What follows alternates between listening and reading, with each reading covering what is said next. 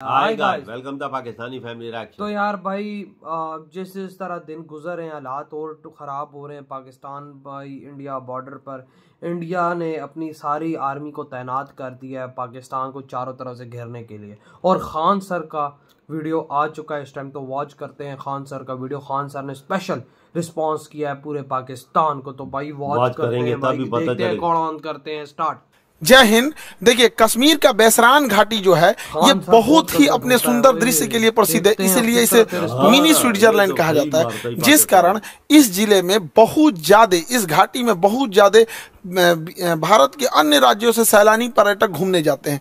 ये पहाड़ों से घिरा हुआ है। इन पहाड़ों के बीच में घाटियां हैं, जो दूर में यहाँ पे पूरी तरह से बर्फ से ढकी पहाड़ियां हैं। ठंड का दिन आता है तो इस पे बर्फ की एक चादर पड़ जाती है, जो बहुत ही मनोहर दृश्य दिखता है। और इसके सामने ऊंची ऊंची चोटियां हैं। गर्मी के दिन में जैसे अभी के वर्तमान समय में पूरा हरियाली छा जाता है, और ठंड के दिन में इसमें बर्फ जम जाता है। ऐसे ही बहुत सारे सैलानी यहाँ घूमने गए थे। हालांकि ये जगह बहुत ही मशहूर है। पहलगांव जो जगह है, पहलगांव में ये घाटी है। पहलगांव जो जगह है वहां से ये घाटी लगभग आधे से 1 घंटे के डिस्टेंस पे है। पहाड़ों पर आधा ज्यादा दूरी नहीं होती है, लेकिन घुमावदार रास्ता का होने की वजह से दूरियां बढ़ जाती हैं। तो यहीं पर जब अमरनाथ की यात्रा शुरू होती है, अभी 2 जुलाई से अमरनाथ की यात्रा शुरू होने वाली है, तो इस पहलगांव को एक बेस कैंप के रूप में यूज किया जाता है। जो श्रद्धालु हैं वो श्रद्धालु वही है जो बेस कैंप के रूप में रुकते हैं, ताकि बाबा अमरनाथ की दर्शन कर सके। यहीं पर बहुत सारे इस बार पर्यटक रुके हुए थे। सब पहलगांव से थोड़ी दूरी पर है। पहलगांव से ये आपका बैसरान घाटी ये बहुत ही प्रसिद्ध है, लेकिन इसी पे कुछ आतंकवादी आए और उनको मार दिए सब, और इतने निर्मम तरीके से हत्या किए सब इन आतंकवादियों ने। पाकिस्तान के जन्माए इन आतंकवादियों ने भारत पर हमला किया, क्योंकि इनके बाप की औकात नहीं है कि भारतीय सेना के पास आके लड़ सके। तुम्हारे अब्बा जो थे ना, 93,000 फौज हारे थे, साले तुम्हारे बाप भी उसमें शामिल होंगे। 1971 पूछना अपने बाप से जाके। इन लोगों ने निहत्थे लोगों पे मारा। ये दिखाता है कि कितने कायर पैदा होते हैं सब। हमारे यहाँ तो कहा जाता है माँ का दूध पियो तो सामने से आके लड़ो। तुम्हारे ही कहते हैं यहाँ पे एक निहत्था, कोई किसी की शादी हुई है, कुछ दिन पहले हुई है, वहां पर जाके मार दिया। एक जिम्मेदारी लिया है रेसिस्टेंस फ्रंट। बताइए इनके बच्चे का क्या गुनाह था? बताइए इनका बच्चा अच्छा मार्क्स लाया तो घूमने के लिए यहाँ आ गए। किसी की शादी 1 हफ्ते हुई है, किसी के हस्बैंड को मार दिया गया, वो कह रही है कि मेरे हमको भी मार दो यहाँ, लेकिन कह रहे नहीं तुम अपनी सरकार को जाके बताओगे। अरे सरकार को तो पता चल गया है, लेकिन हम लोग को जो है ना अभी इलाज होगा इसका अच्छा से यहाँ पे। बताइए इस महिला के साथ इसके बच्चे को मार दिया गया। जब इंडियन आर्मी पहुंची तो फौज के ड्रेस में आतंकवादी थे सब। ये महिला समझ नहीं पाई, फौज को देख के रोने लगी। इनको लगा कि ये भी कहीं आतंकवादी तो नहीं है, तो उन लोगों ने बताया कि हम इंडियन आर्मी से आपकी मदद करने के लिए आए हैं। अरे कायर हो, एक तो तुम निहत्थे पे हमला करते हो, उसके बाद से तुम इंडियन आर्मी का ड्रेस पहन लेते हो। यही ना तुम लोग की कायरपन है। खैर पड़ोसी की औलाद हो लोग, साले तुम लोग की तो इतनी औकात नहीं जो इंडियन आर्मी से लड़ सको। लड़े तो थे, यही हुआ था। हालांकि हम लोगों ने अभी ऑपरेशन टिक्का प्रारंभ किया है, रेस्क्यू ऑपरेशन चल रहा है। कुछ आतंकवादी मार दिए भी गए हैं, अभी आगे भी कार्रवाई चल रही है। लेकिन इससे क्या होने वाला? अभी मोदी जी सऊदी अरब के दौरे पे थे, तब तक ये घटना हुई, तो सऊदी अरब के दौरे को बीच में ही कैंसिल करके आए और एक सर्वदलीय मीटिंग भी बुला रहे हैं, जिसपे कि पूरी तरह से निर्णय लिया जाएगा कि इसका क्या फाइनल इलाज किया जाएगा। लेकिन इस चीज को समझिए कि इसके पीछे हाथ किसका किसका हो सकता है। पाकिस्तानी ये कायर है। ये पाकिस्तान वालों पहले सुनो, ये तुम्हारा सेनापति ये सबसे बड़ा चोर आदमी है। लंदन में इसकी बहुत बड़ी प्रॉपर्टी है। अमेरिका में अपने बच्चों के लिए फार्म हाउस खरीद के रखा। पता करा लेना तुम लोग यहाँ पर, 1 से 1 करोड़पति। ये ISI में था, पाकिस्तानी आतंकवादी संगठन, जो सरकारी आतंकवादी संगठन है उसका नाम ISI है। वहां पे उसका ये हेड रहा है। तो ये सेना में बहुत घपला किया है, और सेना का मनोबल डाउन हो गया है इसके वजह से। तो ये सोच रहा है एक तो एस्केलेट हो जाए, एक लड़ाई एस्केलेट हो जाए। इसलिए इसने रावलपिंडी में एक भाषण दिया था कि हम बताएंगे कि क्यों पाकिस्तान अलग हुआ था। अरे पाकिस्तान इसलिए अलग हुआ था कि एक साफ सुथरा इंसान सुअर के साथ नहीं रह सकता है। तुम्हारा जो सरगना था जिन्ना, उसने अलग कर दिया भारत से, सुअरों को अलग करके वहां अलग कर दिया। तो ये पूरी के पूरे वहां पे, और जो पाकिस्तान यहां से गए थे लोग ना, ये सोच के कि पाकिस्तान एक बहुत खूबसूरत देश बनेगा। देख लो तुम्हारे देश में क्या हाल हो चुका है। यहाँ पे दुनिया थूकती है। अगर एयरपोर्ट पे पता चल जाए कि पाकिस्तानी है तो बगल का आदमी उठ के चला जाता है। अगर जहाज में पता चल जाए कि मेरे बगल में पाकिस्तानी बैठा है, उसका पूरा रास्ता पर टेंशन में रहेगा कि पूरी तरह से सलामत जा पाएगा कि रास्ते में फटेगा यहाँ पर। तो ये चाहता है कि अपनी सेना में थोड़ा सा मनोबल बढ़ाने के लिए युद्ध हो जाए। दूसरा, पाकिस्तान में इसने क्या किया, इमरान खान को गिरफ्तार करा दिया। इमरान खान पहले क्रिकेटर थे, पूरी दुनिया घूमे थे, पाकिस्तान के अन्य प्रधानमंत्रियों की तुलना में ज्यादा सोच समझ रखने वाला था, तो इसको जेल में भेजवा दिया, मेरे चचवा को। अभी यहाँ पे गृह युद्ध हो गया। तो आसिम मुनीर का यही सोचना है कि अगर भारत से थोड़ी बड़ी भी लड़ाई हो जाती है तो सेना ये अपना बन बजा लेगा कि देखो हम हैं तो पाकिस्तान को बचा के रखे हुए, वैसे भी पाकिस्तान मरेगा, बकरी की अम्मा कब तक खैर मनाएगी यार। दूसरा एक और चीज है क्या है कि इंडिया चाइना और अमेरिका के बीच में जो ट्रेड वार हुआ है, तो चाइना के ऊपर 245% लगा दिया गया है टेरिफ, जिस वजह से बहुत सारे व्यापारी अब इंडिया की ओर मूव करेंगे। तो चाइना की भी चाल है, वो पाकिस्तान के थ्रू भारत में हमला करा रहा है ताकि बड़े व्यापारी इंडिया में इस मौके को ना देख सके, क्योंकि जो बहुत बड़े व्यापारी होते हैं ना, जो करोड़ों करोड़ में डील करते हैं, 200 करोड़ 400 करोड़, तो वो देखते हैं किस देश में शांति है। इसलिए देखिएगा, सिंगापुर देखिए, दुबई देखिए, कोरिया देखिए, जापान देखिए, यहाँ हमेशा शांति रहता है, तो वैसे ही देखते हैं। तो चाइना को लगता है कि इसका फायदा कहीं इंडिया ना उठा ले, इसलिए जानबूझ के चाइना पाकिस्तान को उकसा रहा है। और देखिए, जब कोई इंसान भिखमंगा हो जाता है, पूरी तरह कंगाल हो जाता है, अपनी इज्जत खत्म हो जाती है, तो दूसरे को डुबाने में लग जाता है। यही काम पाकिस्तान कर रहा है। ये आतंकवादी आए और वहां पर्यटकों के ऊपर गोली चलाने लगे। आतंकवादियों के मंसूबे को समझिए, गोली मारे हैं उनके मंसूबा को समझिए। गोली मारने के बाद महिला को कहती है कि हमें भी मार दो, तो कहता है कि नहीं, तुम्हें नहीं मारेंगे, तुम जाके अपनी सरकार को बताना। मतलब इन्हें पता है कि ये सरकार को बात बताया जाएगा। दूसरी बात, जाति धर्म पूछा गया, हिंदू हो कि नहीं, कलमा पढ़ो। और उसके बाद कोई लोग कह रहे हैं कि आतंकवादी का धर्म नहीं होता है। कलमा कौन धर्म का आदमी पढ़ाता है जी? हाँ, इतनों में आंख नहीं खुल रहा है। यहाँ पे एकदम शर्म लिहाज घोल के पी गए हैं, किसी के सामने निहत्थे को मार दिए हैं। इससे कश्मीर में जो सबसे बड़ी समस्या आएगी, हम लोगों को जब धारा 370 हटा था तो 5 साल लग गए ये चीजों को नॉर्मल पटरी पे लाते हुए। उसको 5 मिनट में सब रौंद के चला गया। अब कौन पर्यटक वहां जाएगा? पर्यटक जिनके पास ज्यादा पैसे होते हैं वही लोग। गरीब आदमी का मतलब पर्यटन मतलब कौन सी होता है? ननिहाल चल जाता है, पर्यटन मतलब हो गया नानी के घर घूम लिया, हो गया पर्यटन हो गया है। लेकिन ये लोग जो जा रहे थे भारत के अन्य हिस्सों से, अभी उन पे क्या बीतेगी? पूरा मनोबल तोड़ के रख दिया। ये सब अपने मंसूबे में कामयाब हो रहे हैं। इससे क्या होगा बताइए? पहलगांव में ना कोई फैक्ट्री है, ना कोई इंडस्ट्रीज है, कुछ है ही नहीं है। पर्यटन से ही इनकम होता है, तो इन लोग की इनकम डूबेगी। जब इनकम डूबेगी, गरीबी आएगी, अनएम्प्लॉयमेंट बढ़ेगा। और यही पाकिस्तान चाहता है कि कश्मीर में भयानक गरीबी आए, क्योंकि जब गरीबी आ जाती है, इंसान के पास एकदम गरीबी आ जाएगी, तो फिर इंसान देखता है कि हमारा पेट कैसे भरेगा। अब यही पाकिस्तानी उन्हें हथियार थमाते हैं सब। तो एक और वो दिखाते हैं सब, देखो कश्मीरी तुम्हारे साथ है। आज कश्मीर वाले देखो तुम्हारे साथ कौन खड़ा है। अपने आप से पूछ के देखो ना कश्मीर वालों कि अगर पाकिस्तान हमारे कश्मीर के पीछे नहीं पड़ा रहता, तो आज जिस तरह गोवा डेवलप है, आज जिस तरह सिंगापुर डेवलप है, ठीक उसी तरह से जम्मू कश्मीर भी डेवलप रहता। तो जम्मू कश्मीर के लोगों तुम्हारे लिए सबसे ज्यादा खतरनाक है तो ये पाकिस्तानी है। और बिना लोकल के सपोर्ट के, बिना लोकल के चढ़ावे पे इतना बड़ा तो कोई हमला नहीं कर सकता है। तो खुफिया एजेंसी को भी इन लोकलों को भी खोजना पड़ेगा, वहां पे कौन कौन साथ दिया, क्योंकि वहीं कोई ना कोई होगा जो इतने बड़े घटना को, साजिश को, उन आतंकवादियों को ये रास्ता दिखाया होगा। वहां के लोकल लोगों की तो नौकरी चली गई, सब कुछ गया। अरे तुम्हारी नौकरी गई, इधर लोगों की जान चल गई। नौकरी बड़ा होता है कि जान बड़ा होता है जी? किसी भी इंसान का, परिवार का कोई सदस्य चला गया, लेकिन ओवरऑल एक देश की क्षति हो रही है। पूरी देश, पूरी दुनिया इस पे क्या करेगी? दुनिया को क्या करना है वो तो देखेगी कि भारत एक अनस्टेबल है। कश्मीर के मुद्दा को दोबारा वो पाकिस्तान ऊपर की ओर बढ़ा रहा है। अभी भारत सरकार को इस पे सख्त एक्शन लेना चाहिए। पाकिस्तानी जो भारत में इलाज कराने आ रहे हैं, सबका वीजा रद्द करना चाहिए। भारत सरकार ने सार्क का वीजा रद्द किया है, जो बिजनेस के लिए आते हैं। कोई भी पाकिस्तानी को, चाहे हार्ट ट्रांसप्लांट हो, चाहे किडनी ट्रांसप्लांट हो, इंडिया में आने ही नहीं देना चाहिए, क्योंकि इंडिया में इलाज बहुत सस्ता होता है। आते हैं चेन्नई, आते हैं मुंबई, दिल्ली, इलाज करा के चले जाते हैं। बाहर में जाओ, सोचो तो नहीं, मरो वहीं पे जहां जाना है तुमको। एकदम कोई वीजा उजा, कोई इंसानियत मरवत नहीं करना चाहिए। यहाँ पे एयर स्पेस तो हम लोग का बंद ही है, पाकिस्तान का एयर स्पेस की वजह से पाकिस्तान को बहुत घाटा लग रहा है। लेकिन भिखमंगों को क्या चाहिए? जीने के लिए तो कैसे भी जी लेंगे। सिंधु जल समझौता 1960 के तहत हम लोग सिंधु नदी तंत्र के 80% जल छोड़ देते थे। भारत ने अभी इस समझौते को सस्पेंड किया। सस्पेंड करने से फायदा यह है कि हम लोग कभी जब मन तब सस्पेंड कर देंगे, जब भी इस तरह की घटना होगी। लेकिन सिंधु जल समझौते को सस्पेंड कर देना कोई इलाज नहीं है, क्योंकि इसके पानी को हम डाइवर्ट करके लेके कहां जाएंगे? इसके लिए हमें नया बांध बनाने की जरूरत है। तो बहुत सारे बांध, जब तक ये समझौता सस्पेंड है, बांध बना देना चाहिए और पाकिस्तान के पूरे पानी को रोक लेना चाहिए। और गर्मी के दिन में पूरा पानी रोक ले, और जब बरसात का समय आएगा तो पाकिस्तान तब तक तो गर्मी में पूरा जल चुका रहेगा। बरसात के समय आएगा जब पूरा लबालब होगा तो बांध खोल दे, एक सुखा के मारो, फिर दहवा के मार दो। यहाँ पे दोनों करना पड़ेगा। इंसानियत को लांग दिया है पाकिस्तान ने। देखिए, राक्षसों के साथ राक्षस जैसा ही व्यवहार करना पड़ेगा। और दूसरी भैया, हमारे खुफिया एजेंसी वाले लोग, चाहे आईबी हो, रॉ हो, सीबीआई हो, एनआईए हो, कुछ तो करो भाई, हमेशा पुलवामा हुआ, तुम लोग को क्या कैसे बोले यार, कैसे? अभी देख रहे थे बलूचिस्तान में हुआ था, एक नॉर्मल आदमी समझ रहा था उसका रिटिलेशन होगा।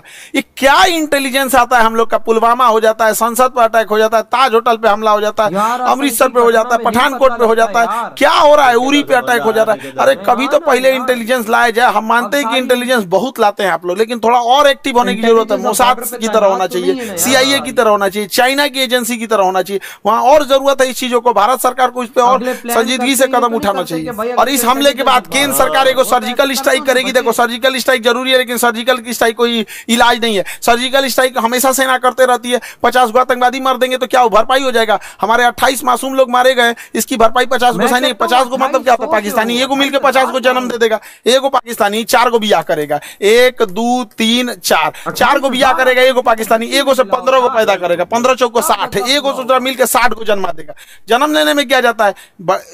सुअर भी एक साथ 16 को जन्म दे देता है। इन चोटों को क्या जाता है? आप क्या लगता है सर्जिकल स्ट्राइक से इलाज हो जाएगा? नहीं, सर्जिकल स्ट्राइक इनका इलाज नहीं, इनका ठोस इलाज करना पड़ेगा। 24 करोड़ लोग हैं पाकिस्तान में। जब 24 करोड़ को समझ में आएगा ना, तब होगा। इन सब भूखे प्यासे मार देना चाहिए, नेवल ब्लॉकेज करना चाहिए। पूरे भारत के लोगों से कहते हैं अपनी सरकार पे इस बात दबाव बनाया जाए कि ये पाकिस्तान है, इसकी जो यहाँ पर इसकी जो नेवी है, यहाँ पर ये वाला समुद्र में यहाँ नौसेना लगा के ब्लॉक कर दिया जाए। अगर हम नेवल ब्लॉकेज कर देते हैं तो इसकी पूरी सप्लाई लाइन कट जाएगी। पाकिस्तान कहीं से सप्लाई नहीं दे पाएगा नेवल ब्लॉकेज होने की वजह से। और पाकिस्तान के बाद जो पेट्रोलियम भंडार है बस 9 दिन का है। 9 दिन के बाद इसके पास पेट्रोलियम खत्म हो जाएगा। तो नेवल ब्लॉकेज लगने के कारण इसके पूरा पेट्रोलियम खत्म हो जाएगा। और हम लोग कहीं ना कहीं ये लंबे समय तक ऊपर से यहाँ पे सिंधु जल समझौता सस्पेंड करके नीचे से नेवल ब्लॉकेज कर दे। और दूसरा क्या है कि आतंकवादियों को कहते हैं कि तुम लोग धर्म का नाम लेके यहाँ पे जो आतंकवादी घटना करते हो, यहाँ के रहने वाले लोगों को क्या होगा? और मुस्लिम समाज से कहते हैं कि एक अभी जो जुमा का दिन आ रहा है, फ्राइडे के दिन,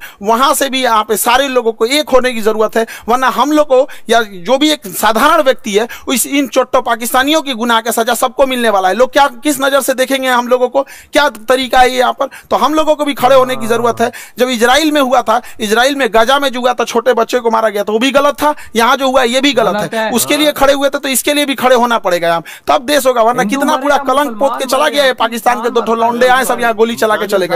बनी बनाई इज्जत मिट्टी में मिल जाती है। एक अब्दुल कलाम होता है, एक वीर अब्दुल हमीद होता है, और यहाँ डेली 2-4 को निकल के इस तरह कश्मीर में घटना करेंगे। सब किस नजर से देखा जाएगा? हम लोग का रेपुटेशन कहाँ जाएगा? इसलिए एक सामूहिक जिम्मेदारी बनती है कि इसे कंडेम किया जाए, इसकी घोर निंदा किया जाए यहाँ चीजों को सामूहिक तौर पर। और पूरे भारत के लोगों से कहते हैं, चाहे हम तो अपने शिक्षा जगत में है, तो हम तो अपने शिक्षा जगत से हर एक टीचर से भी उम्मीद करते हैं, उनसे भी आह्वान करते हैं कि अपनी सरकार पर इस बात का दबाव बनाया जाए कि यहाँ से नेवल ब्लॉकेज होगा यहाँ से, ताकि यहाँ से कोई भी पाकिस्तानी शिप अंदर नहीं जा सकता है, ताकि 9 दिन के अंदर इसका पेट्रोलियम खत्म हो जाए। और ऊपर से सिंधु जल समझौता सस्पेंड कर दिया ताकि कोई पानी ना जा पाए और गेहूं की धान की फसलें ना बोल पाए। और बरसात के समय इसे छोड़ दो, इधर दहवा के मार दो, इधर बंद करके मार दो, तब तक जब तक इनको समझ में नहीं आए। वरना ये जो है सब ना पागल हो गए हैं सब, इनका कोई इलाज नहीं है। मानवता की हद लांग दी है सब। किसी का धर्म पूछ के मारा जाता है किसी को। इंसानियत नाम की चीज है कि नहीं? जिंदा है सब इंसानियत। कोई क्या सोचेगा यहाँ पे जी? पूरे कौम को बदनाम करके रखा है सभी पाकिस्तानी। अगर पाकिस्तान को मिटा दिया जाए तो आधा दुनिया शांति से सोएगा। कम से कम एशिया में तो शांति जरूर आ जाएगी। हम सरकार से भी आग्रह करते हैं कि सर्जिकल स्ट्राइक जैसे झुनझुना से पाकिस्तान सुधरने वाला नहीं है, इसको बेंत मारना पड़ेगा। नेवल ब्लॉकेज कीजिए। याद करिए 1999 कारगिल के टाइम पे जब नौसेना ने ब्लॉक कर दिया था, तब पाकिस्तान पीछे हटा था, क्योंकि उसकी पूरी राशन सप्लाई और विदेशी व्यापार बंद हो गया था। अर्थव्यवस्था तोड़ना पड़ेगा पूरी तरह से पाकिस्तान का। हम सारे अपने शिक्षक समाज से भी कहते हैं और सारे विद्यार्थियों से भी कहते हैं और देश से भी लोगों से कहते हैं कि इसमें चाहे ट्विटर हो चाहे जैसे भी हो, हैशटैग हम लोग को ले आना पड़ेगा, hashtag naval blockage for Pakistan. ये कुछ ना कुछ करना पड़ेगा ताकि सरकार सर्जिकल स्ट्राइक से नहीं, क्योंकि सर्जिकल स्ट्राइक से सुनने वाला नहीं है। एक बढ़िया से लड़ाई चाहिए होता है, तब उसको अगर वो चाहिए तो उसको दे दिया जाएगा। इसमें हम लोग पीछे नहीं पड़ेंगे। हम तो कहते हैं पहले नेवल ब्लॉकेज करके 1 महीना छोड़ दो, जितना राशन पानी है सब खत्म हो जाए, 1 महीना में फ्यूल वगैरह सब खत्म हो जाए, तब उसके बाद अगला हमला करना चाहिए। इसके जितना बिजली घर है और पुल है रेलवे का तोड़ दो, उसके बाद आधा पंगु हो जाएगा पाकिस्तान यहाँ पे। तो ये छोटे मोटे लड़ाई से नहीं सुलझने वाला है। हम लोग को एक कड़ा एक्शन लेना पड़ेगा। पड़ेगा, वरना आए दिन इस तरह की घटनाएं होती रहेंगी। कश्मीर को तबाह करके रख दिया। हमारा पूरा एक पर्यटन का व्यापार था, स्विट्जरलैंड कोई क्यों जाता जब कश्मीर इतना बेहतरीन था। कोई कश्मीर के लोग सोच के देखो, तुम्हारा सच्चा दुश्मन कौन है? कश्मीरियों को बदनाम करने वाला कौन है? यही पाकिस्तानी। तुमसे तुम्हारा रोजगार छीनने वाला कौन है? यही पाकिस्तानी। अरे घर बैठे पर्यटक जहां होते हैं वहां पे लोगों की इनकम होती है। गोवा में जाके देखो, वहां के लोगों को घर बैठे इनकम हो जाती है। कोई स्कूटी रेंट पे लगाया, कोई होटल रेंट। ऐसे आतंकवादी घटना होगी तो क्या होगा? कश्मीर के लोगों से भी कहते हैं कि सामूहिक रूप से बाहर निकलिए और ये वहां पे विरोध दिखाइए, ताकि वो विरोध इस्लामाबाद, लाहौर, कराची तक दिखना चाहिए कि कश्मीरी भी इसके विरोध कर रहे हैं। अन्यथा इसका भुक्तभोगी सबसे बड़ा कोई होगा तो आप होंगे लोग। यहाँ पर कोई कौन भुगतेगा? जो लोकल लोग भुगतते हैं वहां पे अगर कोई घटना होती है तो। अब मारने की रही बात, हम लोग तो चुन चुन के मारेंगे लोग, चाहे किसी भी बिल में घुसे रहे लोग। 1971 मत भूलो, पाकिस्तान तुम्हारा एक टुकड़ा करके बांग्लादेश किए थे, अब अगला नंबर बलूचिस्तान का है। और सरकार से भी कहते हैं जिस तरह मुक्ति वाहिनी का खुला समर्थन करके बांग्लादेश में बांग्लादेश बनाया गया था, उसी तरह बलूचिस्तान लिबरेशन आर्मी वाले को, बीएलए वाले भाइयों को, पूरे बलूचिस्तान वाले लोग को कहते हैं पाकिस्तान से अलग हो जाओ, हम तो आपके साथ हैं। जैसे मुक्ति वाहिनी के समय 1971 में साथ दिए थे, उसी तरह एक पाकिस्तान का दोबारा टुकड़ा होगा यहाँ से और बलूचिस्तान का निर्माण होगा। पाकिस्तान में जैसे इधर का निर्माण हुआ था। वरना अगर हाथ पे हाथ रख के बैठेंगे तो ये इलायचीदाना बराबर बांग्लादेश, जिसको हम लोगों ने जन्म दिलाया था, ये आज हम लोग को आंख दिखा रहा है। ये पाकिस्तान आंख दिखा रहा है। ऐसे हाथ पे हाथ रखने से नहीं होगा। यहाँ पर एक कड़ा एक्शन लेना पड़ेगा। ये आतंकवादी किसी के नहीं हो सकते हैं। इन्हें कोई अगर अपना समझता है तो सबसे बड़ा बेवकूफ है वो, क्योंकि सांप पालिएगा तो काटेगा ही काटेगा। ऐसा नहीं कि केवल आपके पड़ोसी को काटेगा। जब ये पहलगांव में ये घटना हो रही थी तो उस समय सैयद आबिद नाम का एक घोड़ा चलाने वाला व्यक्ति, कितना ही पैसा कमाता होगा, घोड़ा चलाने, इसकी बहन रोक रही थी कि आप मत जाओ, लेकिन ये बेचारा गया वहां पे। और जब आतंकवादियों ने लोगों पे गोलियां चलाने लगी, इतना बहादुर ये अपना घोड़ा छोड़कर आतंकवादियों से हथियार छीन लिया। कहा कि ये हमारे कश्मीर के मेहमान, इन पे गोली मत चलाओ। हथियार छीन लिया। एक सैनिक न होने के बावजूद इसको इतना हिम्मत था, छीन लिया। लेकिन दूसरे आतंकवादी ने इसे भी गोली मार दिया। आज बेचारे का पूरा परिवार, इस बूढ़ी माँ, इस बूढ़े पिता से क्या पूछेगा? पिता से जब मीडिया ने पूछा आप क्या कहना चाहेंगे, तो कहते कि बेटा चला गया, क्या कहेंगे?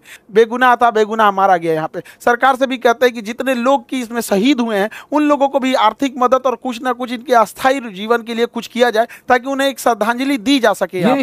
मुसीबत की घड़ी में हम सब देशवासी एक दूसरे के साथ हैं। उम्मीद करते हैं हम सब एक साथ मिलकर अपने सरकार का साथ देंगे। सारी राजनीति खत्म, यहाँ पे सब एक होने चाहिए और इसका मुंह तोड़ जवाब देना चाहिए। और हम किस मुंह से कहें, किस भाव से कहें, जिनके यहाँ से किसी का भाई उजड़ गया, किसी के मांग का सिंदूर उजड़ गया, कोई बहन ने अपना भाई खोया, कोई महिला ने अपने पति को खोया, कोई बेटे ने अपने बाप को खोया, किस मुंह से कहें हम लोग? क्या दें उनको सच्ची श्रद्धांजलि दे? इस श्रद्धांजलि से क्या हम उनके परिवार का दुख लौटा सकते हैं? कभी नहीं लौटा सकते। तो कभी ना कभी तो इसे रोकना पड़ेगा ना। नासूर को छोड़ते जाएंगे तो और बड़ा जख्म होते जाएगा। इसलिए इसका इलाज बहुत जरूरी है। लेकिन जिन भाइयों ने अपनी जान गंवाई है, जिन लोगों के परिवार के अपने बिछड़ के गए हैं, दुख की घड़ी में पूरे देश उनके साथ है। लेकिन जी भाई साहब, उनका भाई साहब जो जिस तरह वो है बदला लेने की फुल तैयारी में है यार। बात अभी जो है वो मेन यही बात है यार। हम लोग सीधी सीधी बात करेंगे भाई। देखो, सच बोलना चाहिए, सच के अलावा और कुछ बोलना नहीं चाहिए। इस टाइम मोदी जी इतने खतरनाक रूप में हैं कि वो साफ साफ बोल रहे हैं कि भाई नहीं, अब हम सर्जिकल स्ट्राइक और इस तरह की चीज़ें नहीं करेंगे, हम अब बड़ा वार करेंगे। और चारों ओर से पाकिस्तान की तरफ भाई भारत ने सेना लगा दी, अपनी नेवी लगा दी, हर चीज लगा दी। हालात बहुत खराब है। वाह क्या वजह, बिल्कुल सही बोला। पानी बंद कर दिया भाई साहब। तो अगर भाई भारत ब्लॉकेज करता है तो 9 दिन के पेट्रोल के बाद पाकिस्तान में पेट्रोल नहीं होगा। भाई जो हमारी बाहर से इम्पोर्ट आ रही है, जो हम चीजें मंगवाते हैं, वो रास्ता भी बंद कर रहे हैं। पेट्रोल आता है और एक चीज पेट्रोल तो नहीं आता है। भारत की नेवी इस टाइम बढ़ रही है पाकिस्तान की तरफ। सबमरीने, फ्रीगेट, डिस्ट्रॉयर, भाई साहब वो एयरक्राफ्ट कैरियर, ये पूरी फ्लीट आ रही है हमारी तरफ। हम समुंदर की तरफ, तो हम भारत को हमारा रोकना भाई नामुमकिन है। वजह जो जिस तरह बेदर्दी से सारे मारे गए, मैं सच बोलूं 2-3 दिन हो गए, मेरा दिल बहुत गमगीन है। वही ना, मैं कहता हूं कि 28 लोगों को, भारत के लोगों को शहीद किया है। मैं कहता हूं मोदी जी 28,000 को मार के अपना बदला लें। 28,000 आतंकवादियों को मिट्टी में मिलाएं, तब ये बदला पूरा होगा।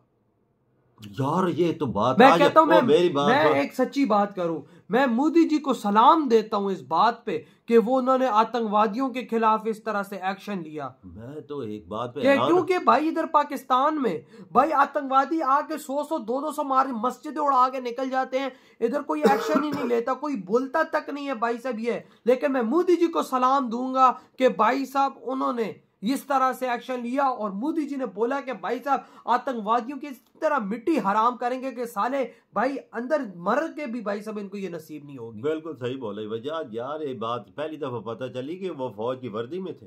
हाँ यार, तब भी तो हम लोग कब से यही तो बोल रहे हैं कि यार इंडियन सेना इतनी विशाल बॉर्डर पे तैनात है, उनको कैसे पता नहीं लगा कि ये घुसे हैं। लेकिन उन लोगों ने इंडियन सेना की वर्दी पहनी थी, कैसे पता लगता? वो उनमें घोल मिल के अंदर चले गए होंगे। यही तो हुआ है। वर्दी जो पहनी हो फौज की, सबको हर चीज हो, सबको जो हर चीज हो, तो क्या पता चलता है यार। यही तो हुआ है यार। और वीडियोस काफी यार देखो पाकिस्तान से भी निकल रही हैं और भाई इंडिया से भी काफी वीडियोस निकल रही है। पाकिस्तान से तो वो निकल रही है, पता नहीं यहाँ का मंत्री है या कौन है मुझे नहीं पता, लेकिन पाकिस्तान साइड से वो बोल रहा था कि भाई साहब जिस तरह भारत ने भाई साहब ये लेकर सपोर्ट किया और उन्होंने भाई साहब हमारी ट्रेनों में बंदों को उड़ाया, इस तरह हमने कश्मीर में बदला लिया। उसने साहब ये बात बोली है कि हमने भाई कश्मीर में बदला लिया है, हमारे भाई साहब लोगों ने उनको मारा। बस अब वो मंत्री था या वो कुछ मुझे नहीं पता, लेकिन एक और इंडिया से वीडियो वायरल हो रहा है जिसमें वो लड़की बैठी हुई और वो लड़का नहीं लेटा हुआ, वो पूरा कपल सामने आया। वो कपल है कि कोई और है, वो यही बोल रहा है भाई हमारी तस्वीरें ऐसी वायरल हुई, हमारे साथ कुछ नहीं हुआ, अलबत्ता औरों के साथ हुआ है तो भाई हुआ है, लेकिन हमारा मतलब ये नहीं, हम लोग बिल्कुल सेफ है। बिल्कुल। लेकिन भाई साहब लेकिन भाई वो वाले वीडियो ने मेरा दिल हिला के रख दिया कि वो रेड कलर कपड़ों में पहनी हुई मां रो रही थी अपने बच्चे के लिए कि मेरे बच्चे को मार दिया, और वो तब डर रही थी। मैं तभी बोलूं उस वीडियो के अंदर वो आर्मी वालों से डर रही थी। वो क्यों डर रही थी? अंदर की असलियत ये है कि आतंकवादी आर्मी की ड्रेसों में आए हुए थे यार। असल चीज ये है, पता नहीं चल रहा था कि कौन है तो कौन नहीं ना। मोदी जी को चाहिए कि 28,000 को मार के बदला लें, तब बदला पूरा होगा। बिल्कुल, कसम से हम इसमें पूल मोदी जी के साथ हैं। इधर ही वीडियो खत्म करते हैं तो